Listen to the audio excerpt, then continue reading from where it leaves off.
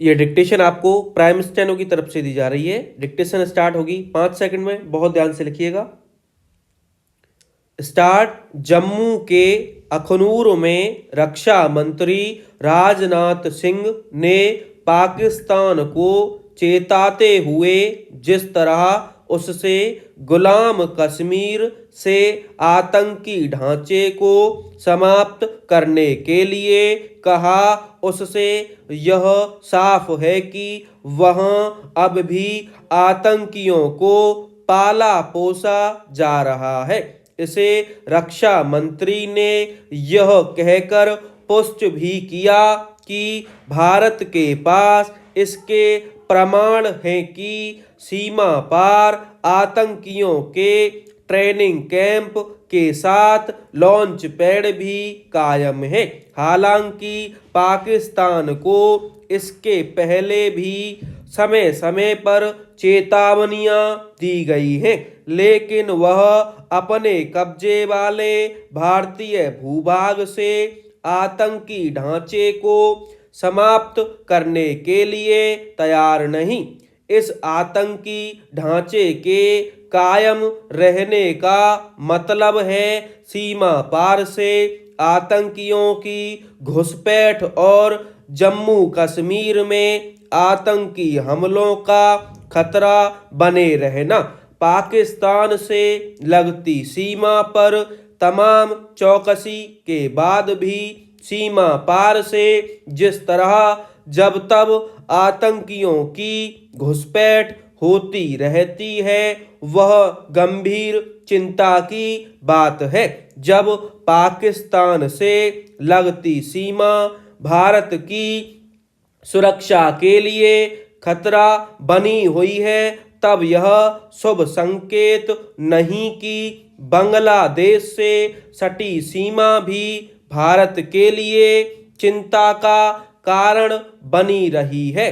बांग्लादेश में शेख हसीना के तख्ता पलट के बाद वहां की सत्ता पर काबिज अंतरिम सरकार की ओर से न केवल भारत विरोधी भावनाएं भड़काई जा रही हैं, बल्कि सीमा पार बाड़ लगाने के काम में बाधा भी पहुंचाई जा रही है, और वह भी तब जब इसके लिए एक समझौता हो चुका है।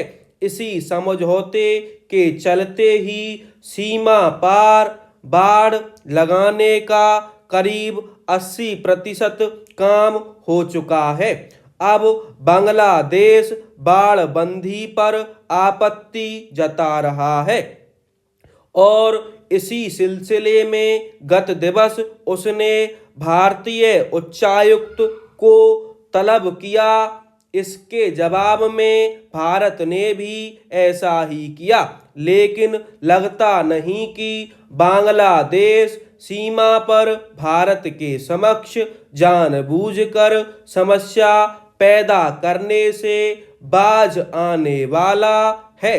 बांग्लादेश बाड़ लगाने के समझौते का सम्मान करने के बजाय उसकी समीक्षा करने की बात कर रहा है। वह उन संस्थानों पर कटीले तारों वाली बाड़ लगाने का खास तौर पर विरोध कर रहा है, जहां से बड़े पैमाने पर घुसपैठ और तस्करी होती है। इस संदर्भ में वह वैसे ही कुतर्क पेश कर रहा है जैसे सीमा सुरक्षा के भारत के प्रयत्नों पर पाकिस्तान करता रहता है। हैरानी नहीं कि यह बांग्लादेश से पाकिस्तान की हालिया नज़दीकी का असर हो।